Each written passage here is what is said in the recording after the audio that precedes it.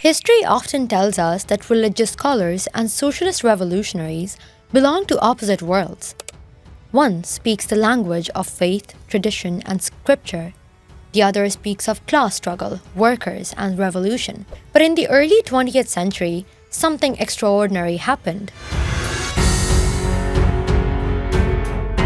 A group of Deobandi Maulvis from British India crossed mountains, deserts, and empires.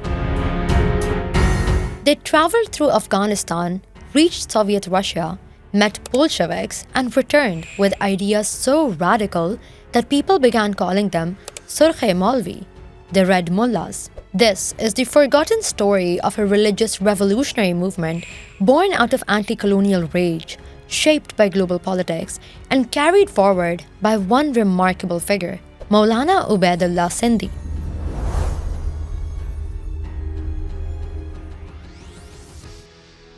At the beginning of the 20th century, British India was under complete colonial control. The British ruled not only through soldiers, but through laws, education, economy, and loyal local elites.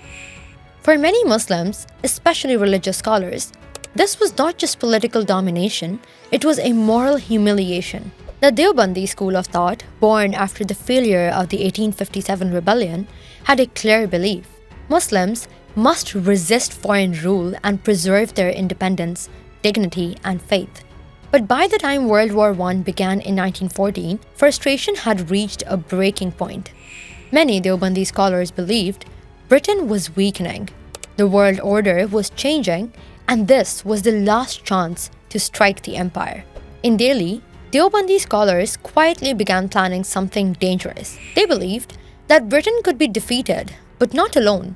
They needed international allies. This thinking gave birth to a covert network later known as the Silk Letter Movement, the Reshmi Rumal Tehreek. But why silk letters? Because messages were written on silk cloth, hidden and smuggled to avoid British intelligence. At the heart of this movement were Maulana Mahmud Hassan, also known as Sheikhul Hind, and Maulana Ubaidullah Sindhi.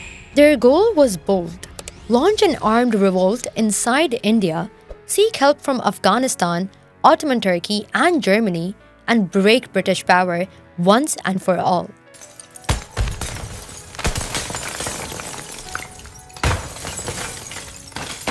To understand the Red Mullahs, we must first understand Ubaidullah Sindhi.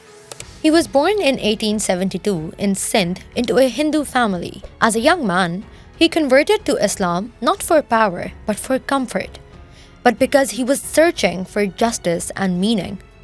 He studied at Darul Uloom Deoband, where he absorbed Islamic scholarship, anti-imperial thought, and a deep hatred of colonial domination. Studied politics, thought deeply about economics, and believed that Islam demanded social justice, not blind obedience. For him, freedom was not optional, it was a religious duty. When the British discovered parts of the Silk Letter movement, arrests began. Maulana Mahmud Hassan was captured, but Ubaidullah Sindhi escaped. In 1915, he fled to Afghanistan, which was still independent.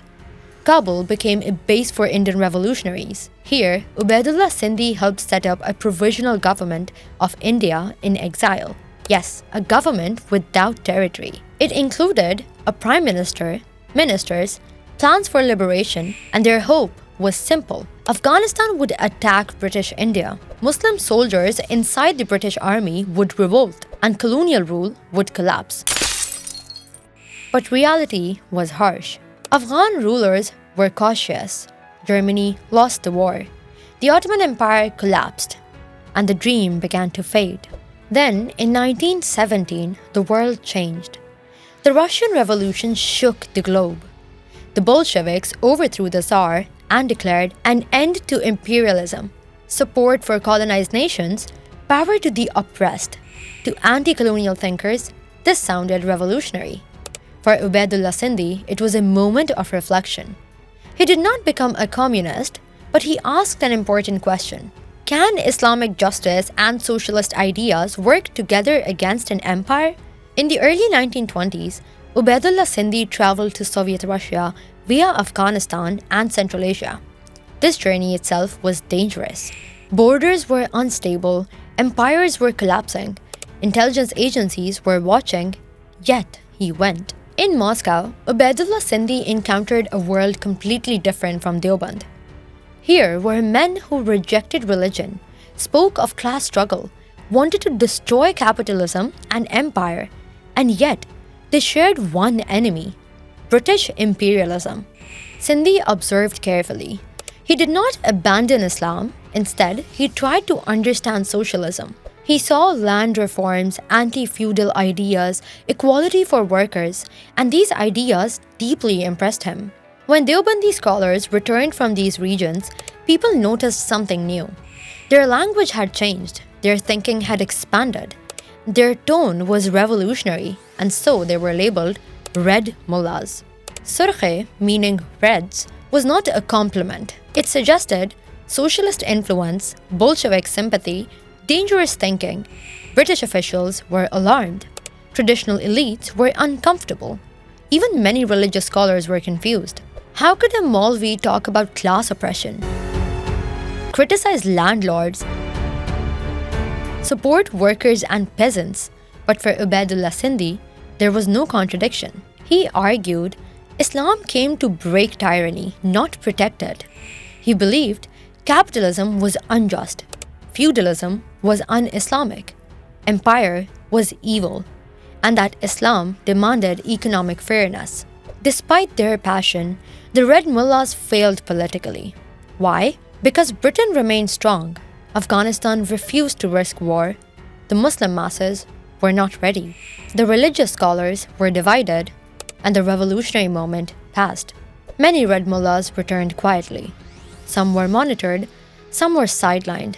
Eventually, history moved on. But ideas do not die so easily. Ubaidullah Sindhi did not give up. He lived in Afghanistan, in Turkey, in the Middle East. He studied modern political systems. He wrote about Islamic socialism, about economic justice, about anti-imperial unity. When Pakistan was created in 1947, Sindhi returned after decades of exile. But he was disappointed. He saw feudal elites still powerful, economic injustice continuing, colonial structures unchanged.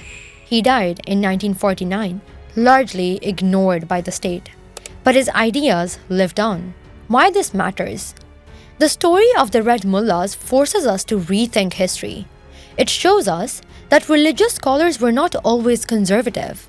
Anti-colonial resistance had many forms, and Islamic thought once engaged deeply with global politics. Long before modern debates on political Islam or Islamic socialism, Ubaidullah Sindhi was already asking hard questions. Questions about power, about justice and empire, and the role of religion in liberation. The Red Mullahs were not saints. They were not perfect revolutionaries. They failed.